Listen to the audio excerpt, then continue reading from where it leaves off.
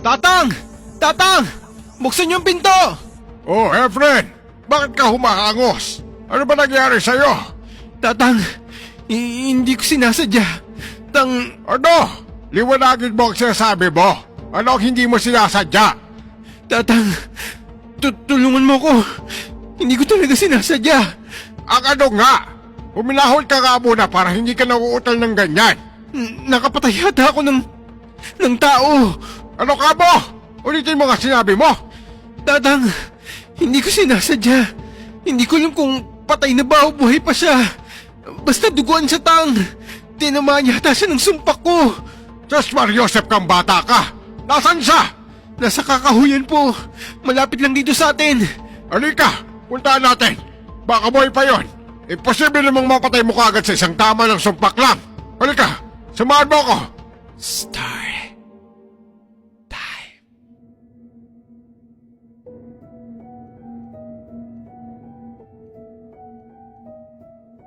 Ako nga pala si Efren. Ipinasulat ko ang kwentong to sa anak ko ngayon. 20 anyos ako na mangyari ang karanasan kong to. Taong 1976 sa bayan ng Isabela. Albularyo ang tatang Dolfo ko ng mga panahong to. At sa gubat pa kami nakatira.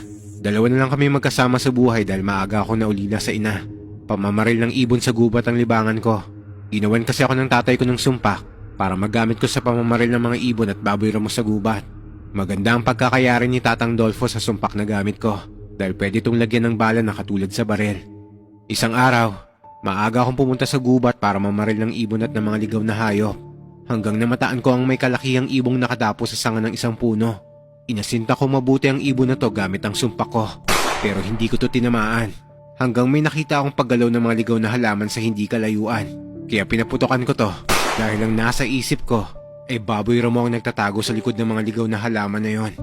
Agad ko tong pinuntahan para tignan ko tinamaan ko ba ang ligaw na hayop sa likod nun. Hinawi ko ang mga dahon hanggang makita ko ang isang lalaking nakadapa at naliliko sa sariling dugo niya. Agad ako napatras at hindi alam ko anong gagawin. Sinubukan kong gisingin ang lalaki pero hindi na siya gumagalaw. Nanginginig na ang kalamnan ko sa nerbiyos. Nang makabawi ako sa pagkabigla ay kumaripas kaagad ako ng takbo pa uwi sa amin. At dito na ako humingi ng tulong kay Tatang Dolfo. Dito po, Tatang. Ayan po siya. Mariosep, malala ang tama nito. Halika, tulungan mo at buhatin natin. Dali natin sa kubo dahil nandun ang gamit ko. Tatang, patay na ba siya? Pumihinga pa siya anak, huwag ka mag-alala. Halika na, tulungan mo ako. Magkatulong naming pinasan ni Tatang Dolfo ang lalaki. Wala pa rin tong malay kaya nahirapan kaming buhatin siya. Nang malapit na kami sa kubo, ay napatigil si Tatang.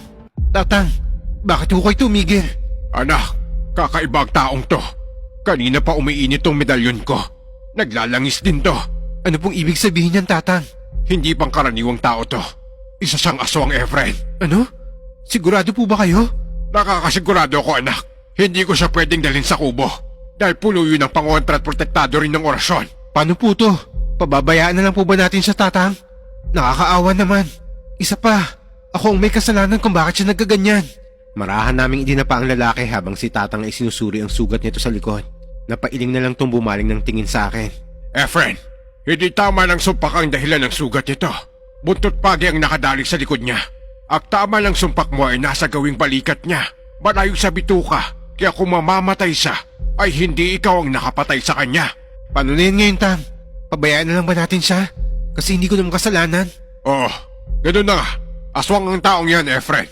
Baka marami na rin napatayan kaya dapat lang din na mamatay siya. Pero hindi po tayo nakakasigurado kung masama siya o mabuti.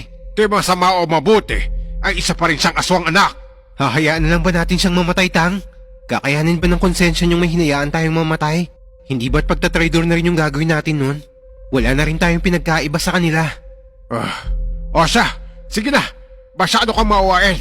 Gagamutin ko siya pero pagkatapos ay hahayaan na natin siya. Mahirap na. Baka tayo pa ang mapahamak. Isa pa, aswang to. Kaya niyang pagalingan ng sarili niyang